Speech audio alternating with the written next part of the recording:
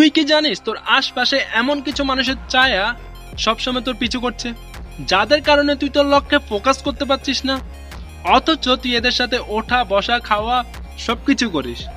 এরা আর কেউ না, এরা তোর ফ্রেন্ড আর গার্লফ্রেন্ড। তুই যখন পড়ার টেবিলে বসিস তখন তোর সামনে অনেকগুলো বই সাজানো থাকে, আর এতে তুই ডিসাইডই করতে পারিস না কোন বইটা রেখে কোন বইটা পড়বি। একসময় গিয়ে আর পড়াই হয় না। সো তোকে আগে সেই বইগুলোকে টেবিল থেকে দূরে সরিয়ে রাখতে হবে। সেটা হতে পারে পাশের রুমে, টেবিলের নিচে। তবে তুই যখন টেবিলে বসবি, যেন তোর চোখের সামনে একটা বই থাকে, একটা লক্ষ্য থাকে।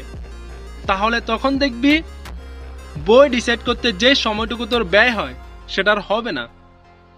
সো যতক্ষণ তুই তোর আশপাশে এমন আগাছাগুলো পরিষ্কার করবি না, ততক্ষণ তুই গ্রো হতে পারবি না।